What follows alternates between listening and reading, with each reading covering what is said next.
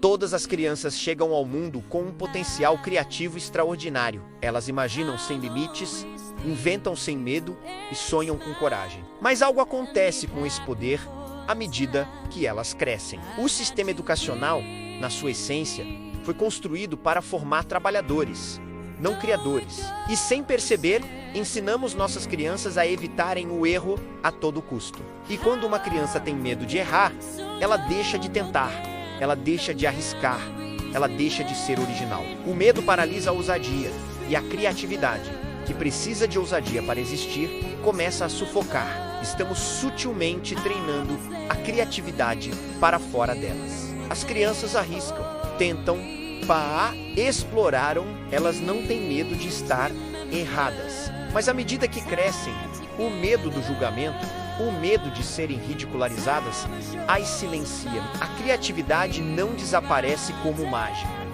Ela é abafada, camada por camada, por um sistema que valoriza mais a resposta certa do que a pergunta brilhante. A ousadia se transforma em cautela e a imaginação se esconde. Pense bem, em todas as escolas do mundo existe a mesma hierarquia de matérias, matemática e línguas no topo. Depois as humanidades e lá no fim, esquecidas, estão as artes, como se desenhar, dançar, interpretar ou simplesmente imaginar não fossem formas legítimas de inteligência. Estamos dizendo às crianças que alguns talentos valem mais que outros e que se seu dom não está no topo da lista, ele provavelmente não importa. Esse sistema educacional nasceu no século XIX, na era industrial. Ele foi desenhado para atender às necessidades de uma economia que precisava de trabalhadores para as fábricas. A sociedade mudou completamente.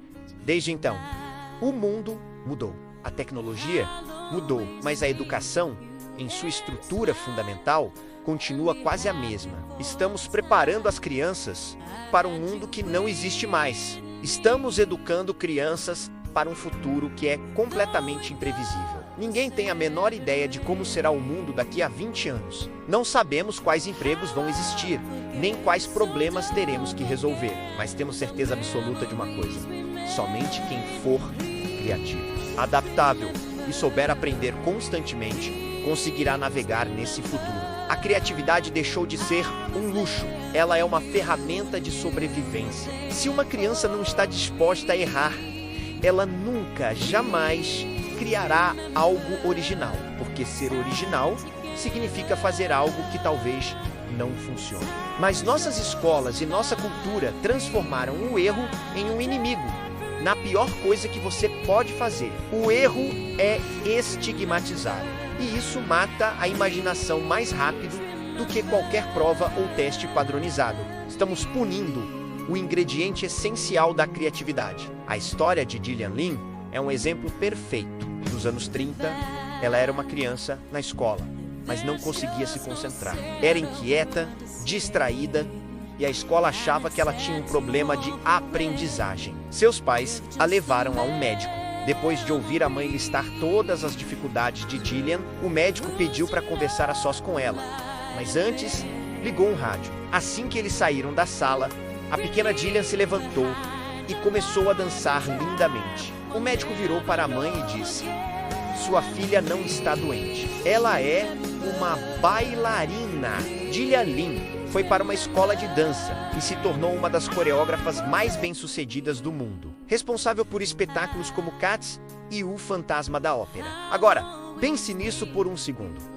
Quantas crianças pelo mundo têm talentos gigantescos que ninguém enxerga? Quantas Gillian Lynns estão por aí, sendo rotuladas como problemáticas, desatentas ou indisciplinadas, simplesmente porque seu tipo de inteligência não é valorizado pelo sistema? Quantos futuros artistas, inventores, líderes e criadores estão sendo calados por não se encaixarem no molde escolar que oferecemos? O desperdício de talento humano é assustador. Nós pensamos de muitas maneiras diferentes.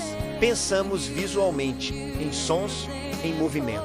Pensamos de forma abstrata, pensamos em conceitos. A inteligência não é uma linha reta, única e mensurável. É um universo inteiro, dinâmico e multifacetado. E cada criança habita esse universo de um jeito único e especial. Nosso erro é tentar medir essa imensidão com uma régua só. A criatividade, em sua forma mais pura, não nasce de uma só área de conhecimento. Ela surge na intersecção, na combinação de diferentes formas de pensar. A arte inspira a ciência. A ciência inspira a arte. A matemática se conecta com a música. A dança com a física. É nessa mistura, nessa polinização cruzada de ideias, que nascem as inovações que realmente transformam o mundo. A criatividade é a capacidade de fazer conexões inesperadas. O papel da escola deveria ser exatamente o oposto do que é hoje. A escola deveria ser um lugar onde talentos florescem, não onde são podados. Onde as perguntas são mais importantes do que as respostas.